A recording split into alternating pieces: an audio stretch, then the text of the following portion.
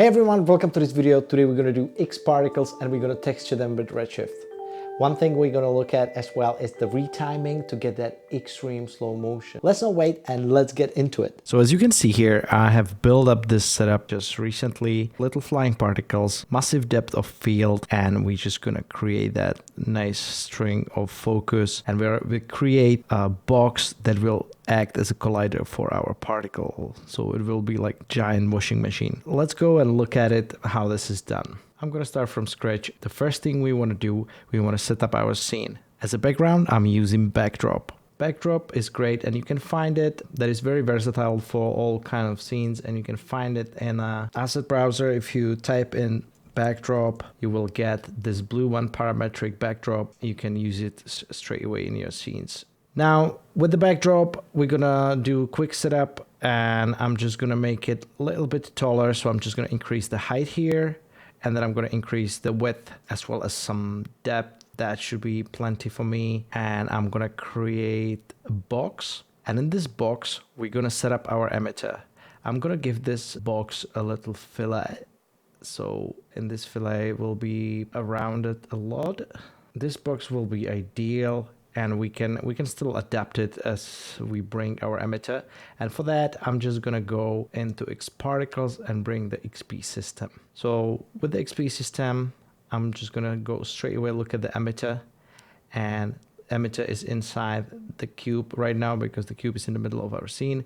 So what am I gonna do? I'm just gonna go into that cube in the basic property tab and activate the X-ray, and this will allow me to see what is inside the cube. I can also turn off the cube from the render because we don't need to see it, and then I can turn off the cube from the viewport. For now, maybe I can keep it. Now let's go back to that emitter, and we can see it now, so we can start modifying it. We're gonna go to object tag, and in object tag we change it to box. So we have a box that will fill with particles. But for that we need to go to emission tab, and we're gonna change the emission to shot, and then shot type we'll change to hexagonal. With this mode, I'm gonna show you what's gonna happen. Just gonna play. You're gonna get this shot of particles at speed of 150. So the next step we want to do, we would just want to place it 0, and now you just have particle inside that box.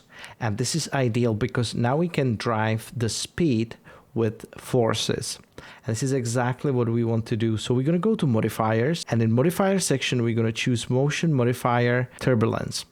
And with turbulence, you'll see we will get immediately this liquidy motion. We first need to go to that cube, and we can press Shift C and write XP collider. With XP collider applied, we're gonna see that the particles no longer go through, but one thing we need to keep in mind, in that XP collider, you change normals to inside, just so it reacts to inside. If you wouldn't do it, the particles would still escape the cube. So this way, now you have particle inside, and we can extend our frames to like 800, just so we see what is happening, and we can keep changing our parameters. Now, next step we want to do, we want to place on our emitter the Redshift object tag, and for now, we can just keep the optimized sphere. So if you go to particles tab and change the mode to optimized spheres, that would give you representation on what it would look like, which is already pretty cool. But we can change the scale multiplier while we in this tab to 0.2, and 0.2,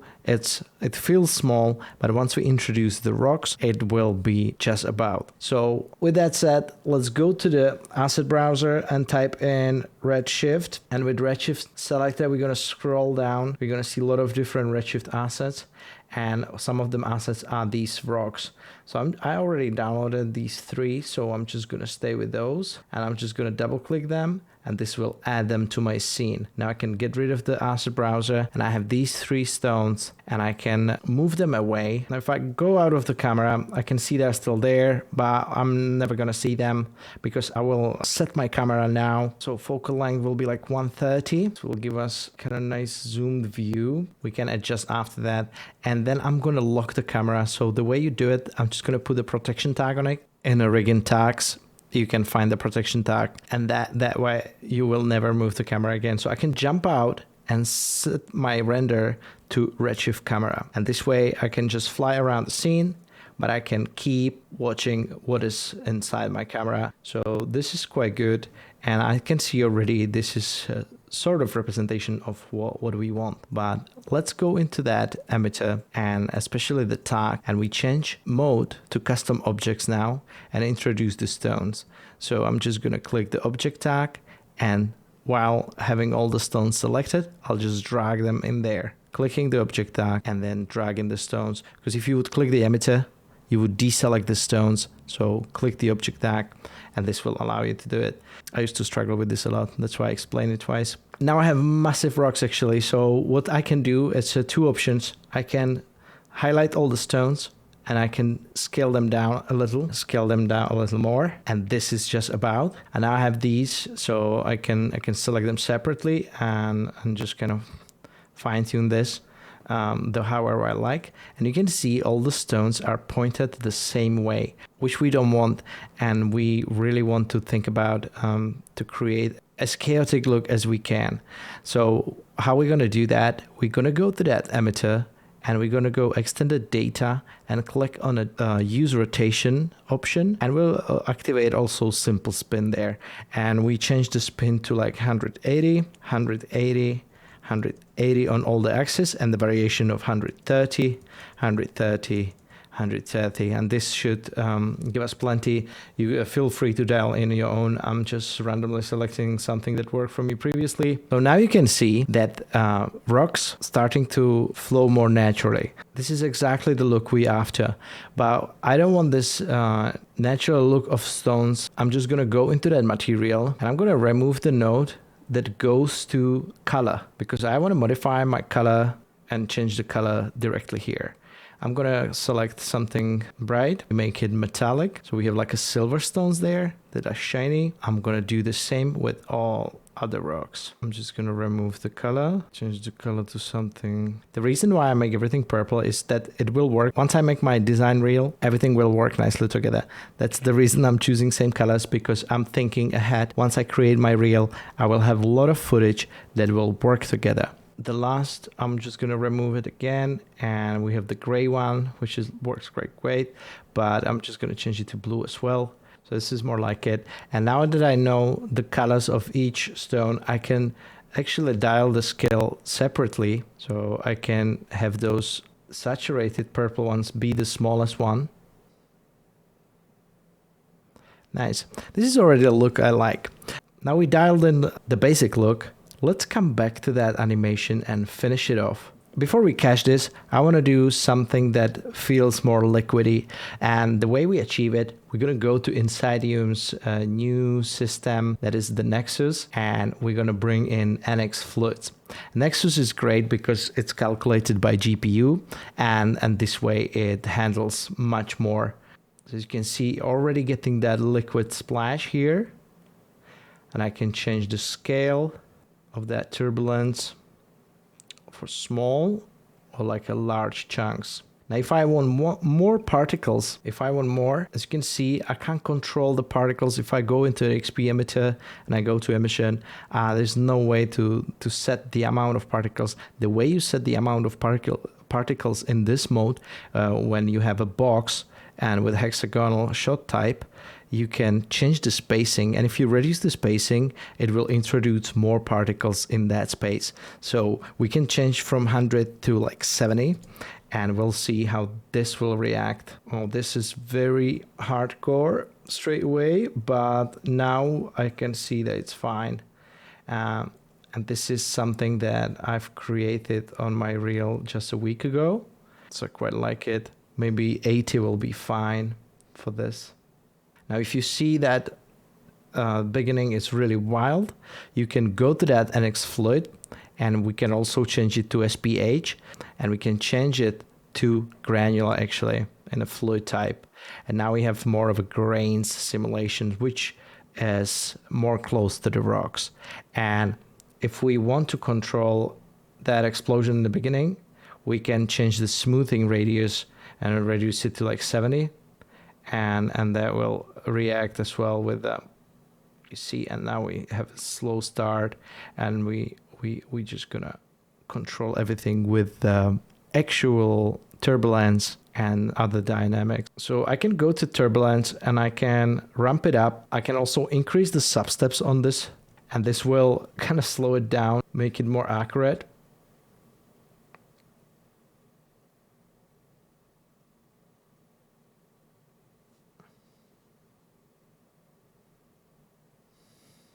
So I'll just do 10 substep 10 and then increase the strength of a turbulence.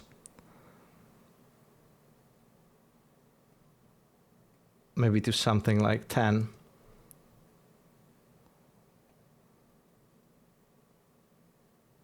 Now this is already looking interesting. We should maybe preview that. The reason why I did that initial look, just so we can preview that in a sort of finished way. It's not going to be exactly how we want it, but it might be close enough. I like it, and only thing I would change here, I would go back to that emitter and change the scale multiplier to even 0.15 and get those particles even smaller. Since we introduced some more particles, it might be worth to just make them smaller and expose more of them into the shot. Now, the next cool thing about this shot is that depth of field. And the way I achieve it, I just have the camera. I have a focus null. So the way you create it, if you have a camera, you can just create null. You can go into the camera, into this optical section, and drag that null inside. And that will act as your focus object. And you can then take the placement tool and ride around the scene. So you need to hold your mouse and you can ride around, and you can select different focus points.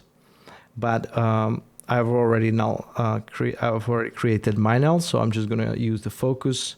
Now with this null in the scene, what I can do, I can go to my camera and I can activate the bokeh.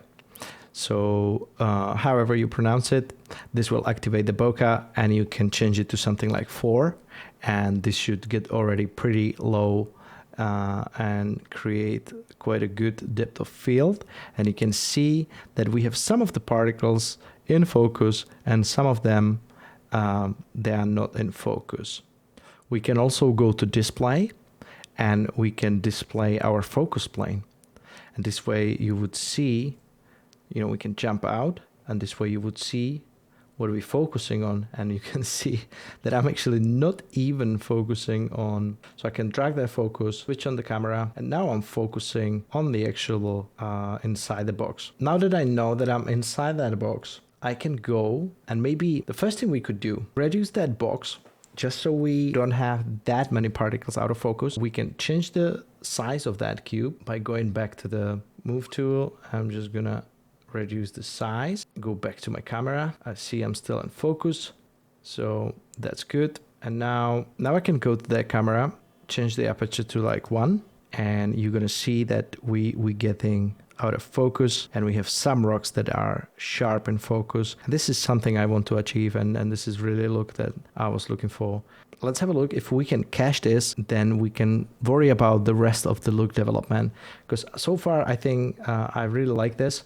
The way we could maybe improve this movement was by introducing NX drag, and we can change the density and drag coefficient, you know, of that particle animation. So if I change, for example, to ethanol, it will be very light and it will start behaving as frenetically. And I can change it to the drag coefficient to something like a bicycle, which is very funny. You know, just these names I love to use, like ethanol and a bicycle, glycerine, and you're gonna get this effect.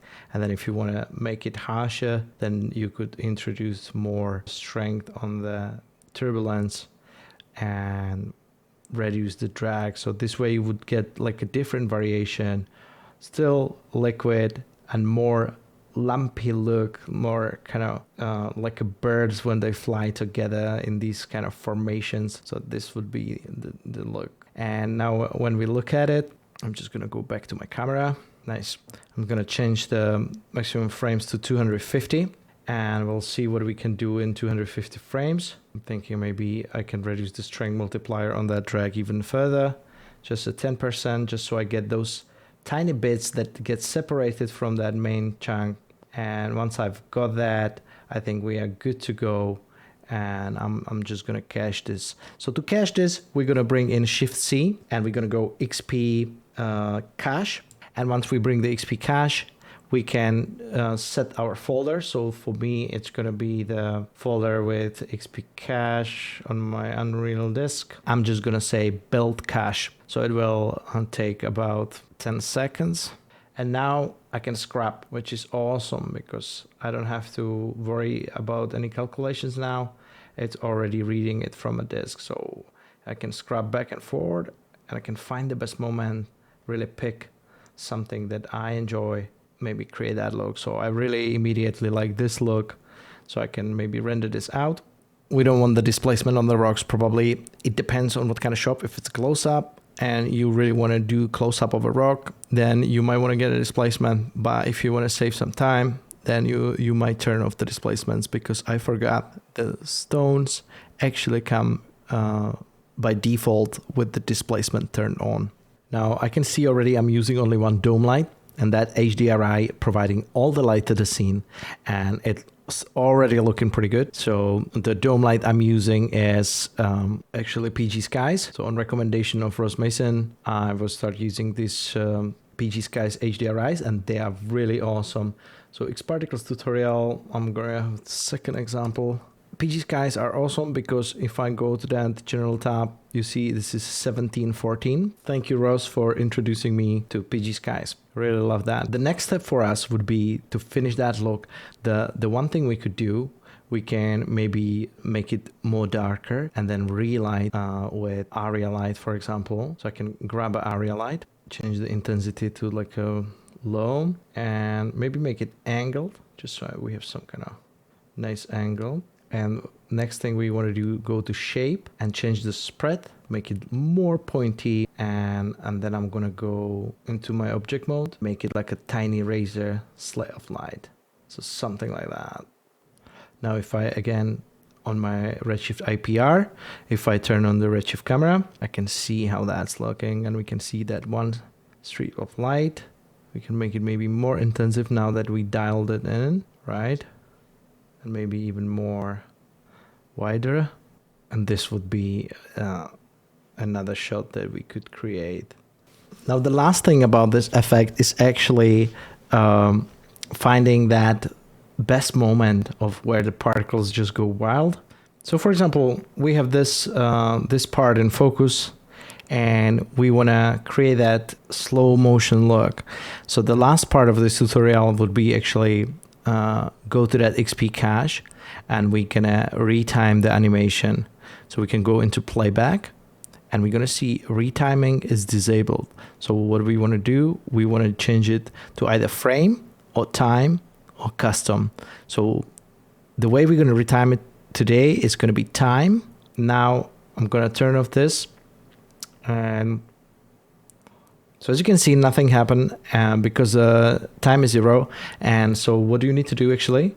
You need to move the slider, and this will animate the actual animation. And this will automatically give you a cue on how easy you can now retime the animation. So if you go here, if you count time, like here's the 0 and here's the 250. So here's 10 seconds. So if you go, for example, here, you can move like slowly, and now you can see I'm moving like this quick, and then it's 1.8, and I'm just gonna move it to 1.9. Maybe that's that's too much. It's 2.3. Okay, I'm just gonna create a keyframe. So I have one keyframe at 1.8 and one keyframe at 2.3. And so to 1.8, I go quite long. So I just go wow, and then slow down. And here, once I'm completely slow down, I can move quicker again. So I'm going to go 4.8 or 5.3, and then I can slow down again, just create another keyframe. So this way, I have a long time it takes to get to 1.8, and then I'm getting long time to 2.3, you know, a couple seconds forward. So when you look at it, it's just going to slow down, be faster again, then slow down. And now I can just move these keyframes actually. If I don't like the retiming, I can just move these and just play around with it. I set a couple of keyframes, and the next thing you can do, you can just go into the animation and you click on F-curve mode. Then you see all these curves here, and you can retime based on those curves. So if I'm just gonna bring this all together, Shift, actually you have all of them highlighted, so I'm just gonna highlight this one. You can, for example, drag it, and then you can keep watching it. I can see there's almost stop time here, so I'm just gonna try to fix it. I'm just gonna hold, I'm gonna highlight this one, hold Shift, and try to create something, maybe shorten it in between those points, and create something more that still has the movement. So there's no straight line, because that would stop it completely. Or sometimes you can go even below, and that will make it go backwards.